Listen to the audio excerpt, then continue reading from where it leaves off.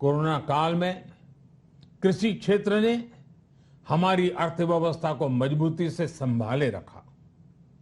आज record level पर अनाज की सरकारी खरीद हो रही है।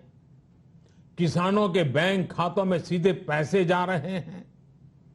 वैक्सीन के बढ़ते हुए कवरेज के साथ साथ आर्थिक सामाजिक गतिविधियां हो, खेल जगत हो, टूरिज्म हो, एंटरटेनमेंट हो, सब तरफ सकारात्मक गतिविधियां तेज हो रही हैं।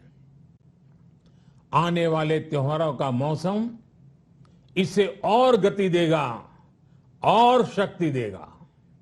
साथियों, एक जमाना था जब मेड इन ये कंट्री, मेड इन वो कंट्री, इसी का बोलबाला था। बहुत क्रेज हुआ करता था। लेकिन आज हर देशवासी ये साक्षात अनुभव कर रहा है कि मेड इन इंडिया की ताकत बहुत बड़ी होती है। और इसलिए आज मैं आपसे फिर ये कहूंगा कि हमें हर छोटी से छोटी चीज जो मेड इन इंडिया हो, जिसे बनाने में किसी भारतवासी का पसीना बहा हो, उसे खरीदने पर जोर देना चाहिए।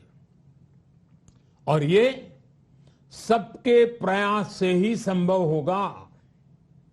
जैसे स्वच्छ भारत अभियान एक जन आंदोलन है, वैसे ही भारत में बनी चीज खरीदना, भारतीयों द्वारा बनाई चीज खरीदना, वोकल फॉर लोकल, ये हमें व्यवहार में लाना ही होगा।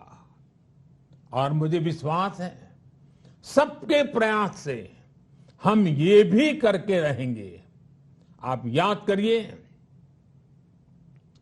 पिछली दिवाली हर किसी के मन मस्तिष्क में एक तनाव था, लेकिन इस दिवाली 100 करोड़ वैक्सीन डोज के कारण एक विश्वास का भाव है।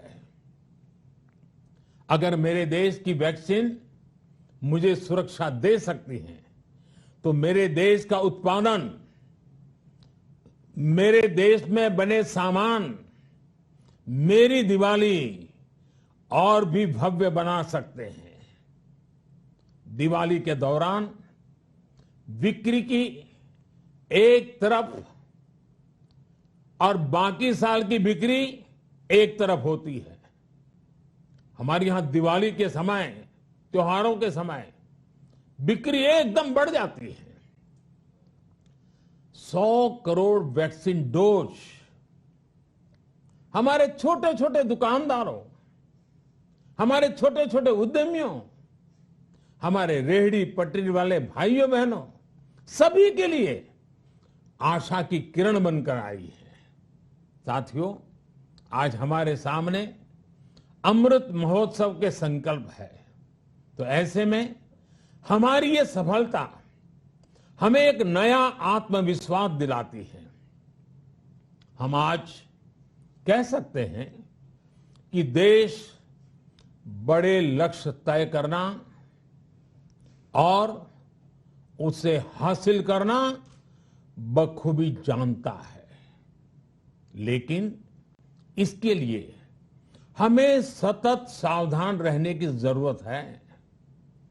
हमें लापरवाह नहीं होना है।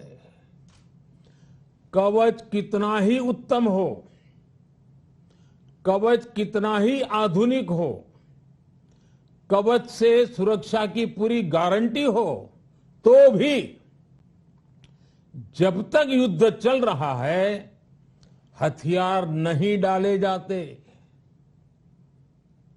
मेरा आग्रह है कि हमें अपने त्योहारों को पूरी सतर्कता के साथ ही मनाना है। और जहां तक मास्क का सवाल है, कभी कभी जरा, लेकिन अब तो डिजाइन की दुनिया भी मास्क में प्रवेश चुकी है। मेरा इतना ही कहना है, जैसे हमें जूते पहन करके ही बाहर जाने की आदत लग गई है ना, बस वैसे ही मास्क को भी एक सहज स्वभाव बनाना ही होगा। जिनको अभी तक वैक्सीन नहीं लगी है वो इसे सर्वोच्च प्राथमिकता दें। जिन्हें वैक्सीन लग गई है वो दूसरों को प्रेरित करें।